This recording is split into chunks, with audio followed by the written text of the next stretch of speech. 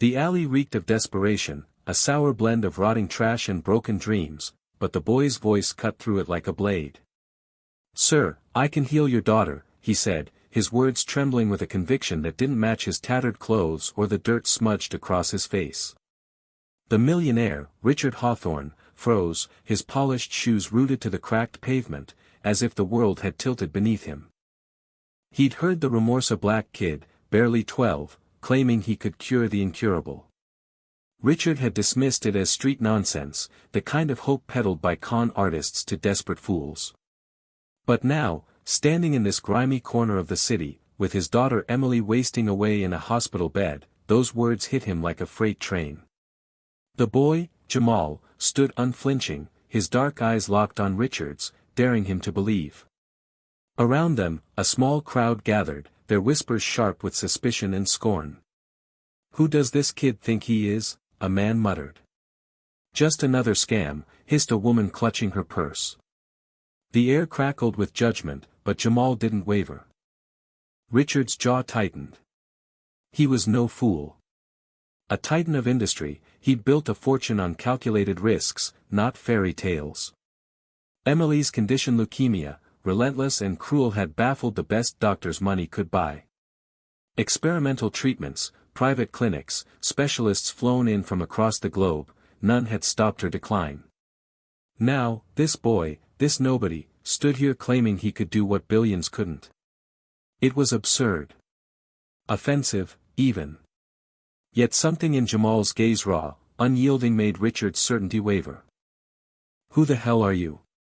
Richard snapped, his voice low but edged with venom. The crowd leaned in, sensing a spectacle. Jamal didn't flinch. "I'm nobody, sir. Just a kid who knows things." His voice was steady, but his hands shook slightly, betraying the weight of the moment. "I've seen your daughter's face on the news. I know what's wrong with her. I can help." The crowd erupted in murmurs. A burly man in a stained jacket stepped forward, sneering. "Get out of here, kid. You think you're some kind of miracle worker? Go back to your corner." Laughter rippled through the onlookers, bitter and mocking. Richard's eyes flicked to the man, then back to Jamal. He wanted to agree, to dismiss this as madness, but the memory of Emily's frail hand in his, her shallow breaths, anchored him to the spot. "Prove it," Richard said, his tone icy. "If you're lying, I'll have you arrested." The threat hung heavy, but Jamal's expression didn't falter. He stepped closer, his bare feet scuffing the pavement, and pointed to a nearby bench. "Sit down, sir. Let me show you."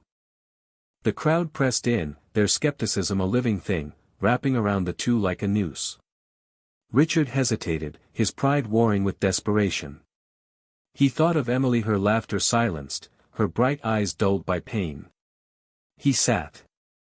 Jamal knelt before him, his small hands hovering over Richard's arm. "This ain't about me," he said softly. "It's about her."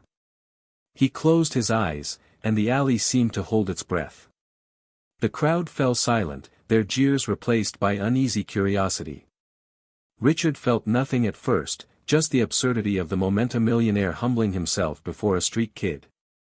Then, a warmth spread through his arm, faint but undeniable, like sunlight breaking through clouds. His breath caught. It wasn't possible. Was it? The burly man broke the silence, shoving forward. "This is a trick. You're all idiots for watching this." He grabbed Jamal's shoulder, yanking him back. The boy stumbled but caught himself, his eyes flashing with defiance. "Let me go," he said, his voice low but fierce. The man laughed, tightening his grip. "You ain't foolin' nobody, kid." Richard stood, his heart pounding. "Enough," he barked, stepping between them. The crowd froze, startled by the authority in his voice. He didn't know why he'd intervened. Logic screamed this was a scam, but something deeper, something primal, urged him to protect the boy. "Let him finish," Richard said, his eyes locked on the man's. The crowd shifted, unsure, as the man backed off, muttering curses. Jamal straightened, brushing off his torn shirt. "Thank you, sir," he said quietly, but there was no gratitude in his tone, just resolve. He knelt again, this time more determined, and resumed whatever he was doing. The warmth returned, stronger now, and Richard's skepticism cracked. He'd spent millions chasing hope, but this felt different. Real. The crowd's mood shifted too. Some still scoffed, but others leaned closer, drawn by the strange energy in the air. A woman in a faded coat whispered, "I heard he helped old man Carter walk again." Another nodded, eyes wide. "My cousin said he fixed her migraines." The whispers grew, a mix of awe and disbelief, as Jamal worked in silence. Minutes passed, or maybe hours, time blurred in the alley's haze. When Jamal finally stood, his face was pale, sweat beading on his forehead. "It's done," he said simply. "Go to your daughter. She'll be better soon." Richard stared, his mind reeling. "What did you do?" he demanded, his voice hoarse. Jamal shrugged, suddenly looking smaller, more vulnerable. "I don't know how it works. I just feel it. Always have." The crowd erupted again, some shouting accusations, others pleading for Jamal's help. Richard barely heard them. His phone buzzed in his pocket, and he answered it without thinking. It was Emily's doctor, her voice trembling with excitement.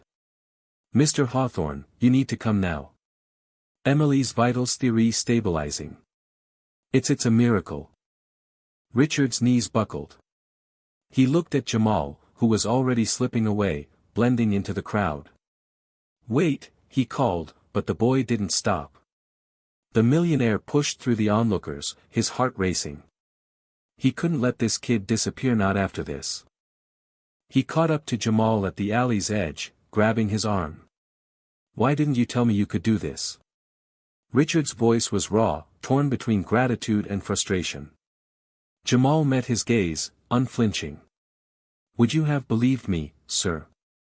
A black kid from the streets?" The words hit like a slap. Richard opened his mouth, but nothing came out. He thought of the crowd's sneers, the man's aggression, his own initial dismissal. Shame burned in his chest. He'd judged Jamal before he'd even spoken, seen only a beggar, not a person. "I'm sorry," Richard said, the words foreign on his tongue. He wasn't a man who apologized, but this felt necessary, urgent. Jamal studied him, then nodded. "Just take care of her," he said, turning to leave. But Richard wasn't done. "Come with me," he said, almost pleading. "Let me help you. You can't keep living like this." Jamal hesitated, his eyes searching Richard's face for something, sincerity, maybe, or trust. Finally, he nodded. "Okay. But only if you listen to my story." They walked to Richard's car, the crowd parting around them, some still whispering, others staring in awe. Richard's driver, a stoic man named Marcus, raised an eyebrow but said nothing as Jamal climbed into the back seat. The car pulled away, leaving the alley's chaos behind. In the hospital, Emily was sitting up for the first time in weeks, her cheeks flushed with color. Richard's heart clenched as she smiled at him, weak but real. "Daddy," she whispered, reaching for him. He crossed the room in 2 strides, enveloping her in his arms. Tears stung his eyes, a rare vulnerability for a man who'd built walls around his heart. Jamal stood quietly by the door, watching. Richard turned to him, still holding Emily. "How did you know?" he asked, his voice barely above a whisper. Jamal shrugged, his expression guarded. "I've always known things. Ever since I was little. People don't usually believe me." Richard sat beside Emily's bed, motioning for Jamal to join them. "Tell me," he said. "Everything." Jamal's story spilled out in halting bursts, each word heavy with a life Richard could barely imagine. Born to a single mother in the city's poorest district, Jamal had grown up dodging gangs and hunger. His gift, whatever it was, had shown itself early. He'd healed a neighbor's broken arm at 6, eased his mother's fever at 8. But the gift came with a curse, disbelief, mockery, and worse, accusations of witchcraft or fraud. His mother had died 2 years ago, leaving him alone, surviving on scraps and the occasional kindness of strangers. The streets were cruel, but Jamal's spirit was tougher. "People see my skin, my clothes, and they think they know me," Jamal said, his voice steady but laced with pain. "They don't listen. They just judge." Richard's throat tightened. He'd been one of those people, quick to dismiss, slow to see. He looked at Emily, her small hand gripping his, and felt a surge of gratitude and guilt. "I'm sorry," he said again, meaning it more this time. "I should have seen you." Jamal's eyes softened, but he didn't smile. "It's not just you, sir. It's everyone." The hospital room felt smaller, the weight of Jamal's words pressing against the walls. Richard thought of the world outside its divisions, its prejudices, its refusal to see beyond surfaces. He'd built his empire in that world, profited from it, but now it felt hollow. This boy, this child society had cast aside, had given him back his daughter. And in doing so, he'd exposed the cracks in Richard's own heart. He made a decision then, one that felt as reckless as it was right. "Jamal," he said, leaning forward, "I want to help you. Not just today, but for good. A home, a school, a chance. Will you let me?" Jamal's eyes narrowed, searching for a catch. He'd been burned before by promises, by people who saw him as less. But Richard's gaze was steady, unguarded. Slowly, Jamal nodded. "Okay. But I'm not here for charity. I want to keep helping people." Richard smiled, a rare, genuine thing. "Deal." The days that followed were a whirlwind. Emily's recovery baffled the doctors, who called it a spontaneous remission, but couldn't explain it. Richard brought Jamal into his home, ignoring the raised eyebrows of his staff and the whispers of his social circle. He enrolled Jamal in a private school, hired tutors to catch him up, and gave him a room overlooking the city he'd once scavenged to survive. But the world wasn't kind to change. News of Jamal's gift spread, twisted by sensational headlines and skeptical pundits. "Millionaire falls for street kids scam," one article sneered. "Black boy claims miracle powers," another mocked. Richard's business partners questioned his judgment, and old friends distanced themselves. Even Marcus, the driver, warned him to be cautious. "People don't like what they don't understand, sir," he said one evening, his voice low. Richard didn't care. He saw the way Jamal lit up when he helped others' neighbors with ailments, classmates with small hurts. The boy's gift was real, but so was his heart. And Richard, for the first time in years, felt like he was building something that mattered. One night, as they sat on the balcony overlooking the city's glittering skyline, Jamal spoke up. "Why do you trust me, sir? After everything?" Richard looked at him, the boy who'd upended his world. "Because you saw my daughter when I couldn't even see you," he said. "And because you reminded me what it means to be human." Jamal smiled then, a small, tentative thing, and the city below seemed to shine a little brighter. The city's pulse thrummed beneath them, a restless beast of glass and steel, but on Richard Hawthorne's balcony, the world felt quieter, more fragile. Jamal's smile lingered in the air, a flicker of hope against the sprawling skyline. Richard leaned back in his chair, watching the boy who'd become both a mystery and a mirror. He'd given Jamal a room, clothes, a chance, but it wasn't enough. Not when the world outside was sharpening its claws. The media frenzy grew teeth. Tabloids painted Jamal as a charlatan, a street kid milking a gullible millionaire.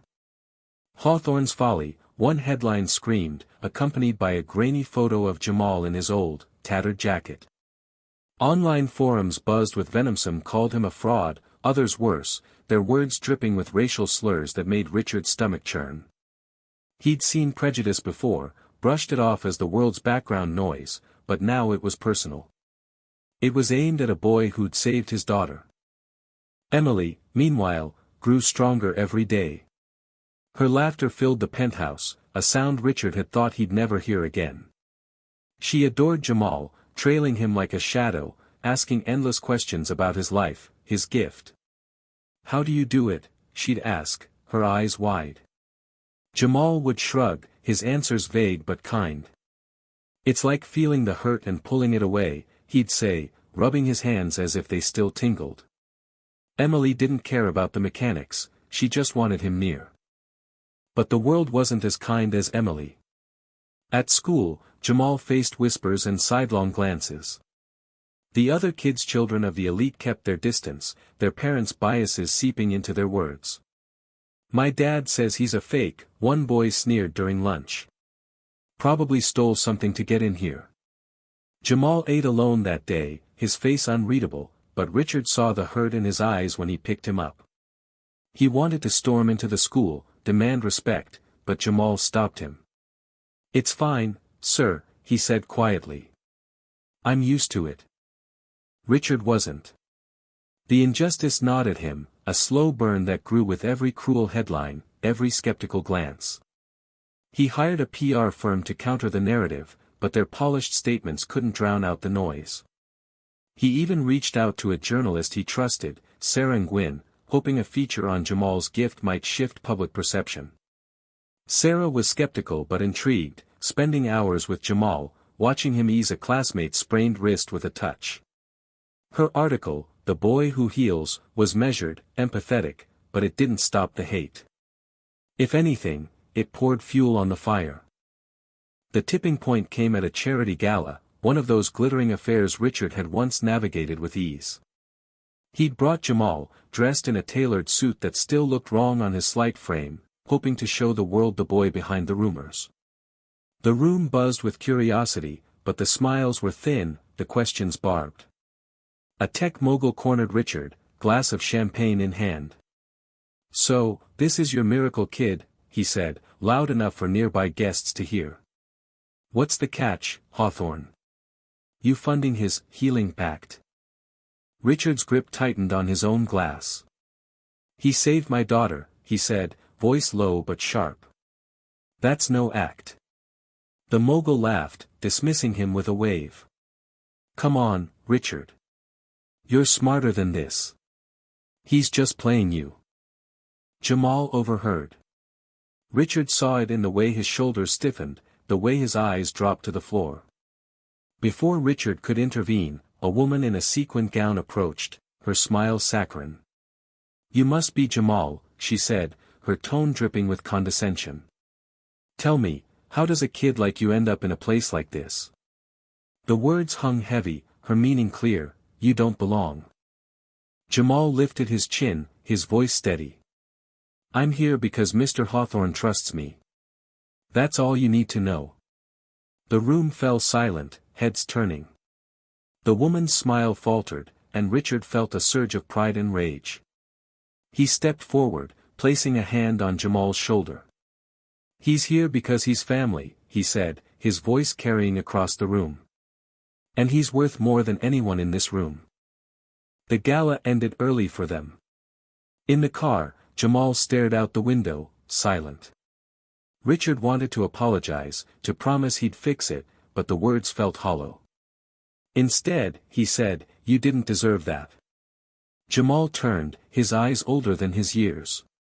"Nobody does, sir. But it's how the world works." The next morning, Richard woke to news that turned his blood cold. A local talk show had invited a concerned citizen, who claimed Jamal was dangerous, a con artist preying on vulnerable families. The man, a former neighbor from Jamal's old neighborhood, spun a story of theft and deceit, painting the boy as a menace. The segment went viral, and by noon, protesters gathered outside Richard's office, their signs crude and hateful: "No scams in our city," and worse, slurs Richard couldn't stomach. He called Sarah Nguyen, furious. "This is a witch hunt," he snapped. Sarah sighed over the phone. "I know, Richard. But people love a villain, especially when he doesn't look like them." Her words cut deep, exposing a truth he'd been dodging. This wasn't just about Jamal's gift, it was about his skin, his poverty, his defiance of a world that wanted him invisible. Richard hired a lawyer, a fierce woman named Carla who specialized in defamation cases. She dug into the concerned citizens' claims, uncovering a history of petty crimes and grudges against Jamal's late mother. But the damage was done. The city was divided. Some rallied behind Jamal, inspired by Sarah's article or their own encounters with his gift, while others saw him as a threat, a symbol of everything they feared. The tension boiled over one evening outside the hospital, where Jamal had started volunteering, quietly helping patients when the staff allowed it. A crowd had gathered, a mix of supporters and detractors, their voices clashing in the twilight. Richard arrived to pick Jamal up, only to find him cornered by a group of men, their faces twisted with anger. "You don't belong here, kid," one shouted, shoving Jamal against a wall. "Go back to the gutter." Richard pushed through the crowd, his heart pounding. "Get away from him," he roared, his voice raw with fury. The men turned, startled, but didn't back down. "You're the one who brought this fraud here," one sneered.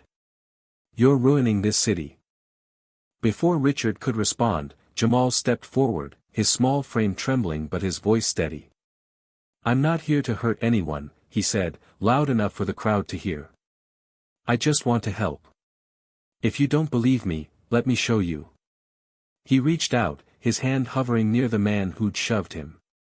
The man flinched but didn't pull away.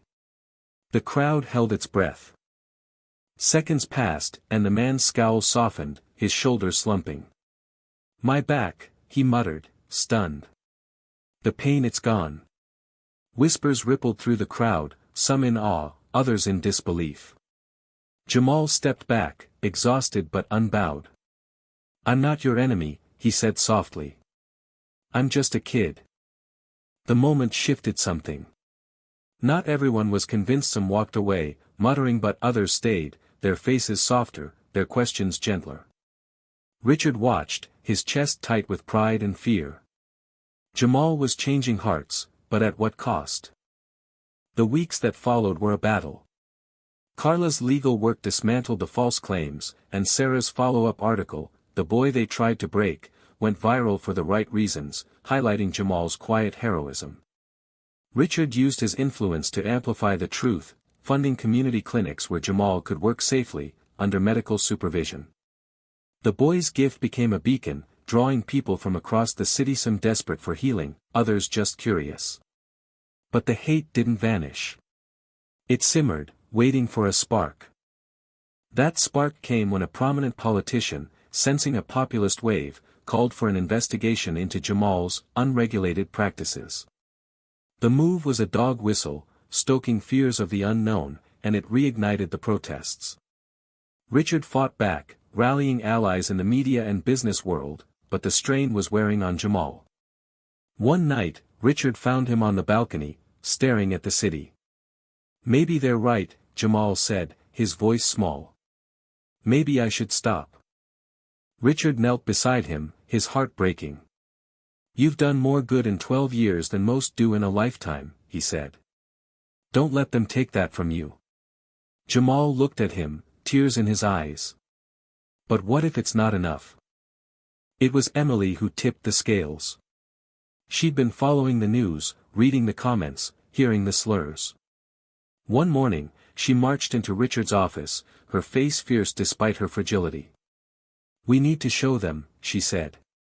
"All of them. Jamal's not alone." She organized a public event, a healing day at the city's largest park. Richard was skeptical, fearing more violence, but Emily's determination was unshakable. "He saved me," she said. "I'm not letting them break him." Jamal agreed, reluctantly, and Richard poured his resources into making it safe: security, medics, media coverage. The day arrived, bright and crisp, the park teeming with thousands. Supporters held signs, "Jamal heals, hate hurts." Detractors were there too, their shouts drowned out by the crowd's energy. Jamal stood on a makeshift stage, nervous but resolute, and began. One by one, people came forward: a woman with chronic pain, a child with a limp, an elderly man with failing eyes. Jamal touched them, his hand steady, his face calm. The crowd watched, some in tears, others in silent awe. Richard stood beside Emily, his arm around her, as the city saw Jamal for who he was, not a threat, not a scam, but a boy with a gift and a heart bigger than their fears. The politicians' investigation fizzled, unable to withstand the public's shift. The hate didn't vanish, but it lost its grip, drowned out by stories of healing, of hope. That night, back on the balcony, Jamal looked at Richard and Emily, his family now in every way that mattered. "Thank you," he said, his voice thick. Richard shook his head. "No, Jamal. Thank you. You showed me what courage looks like." The city still buzzed below, divided but healing, just like the people Jamal touched. What do you think? Can one boy's heart change a community's soul, or will fear always fight back? Share your thoughts on justice, truth, and the battles we choose.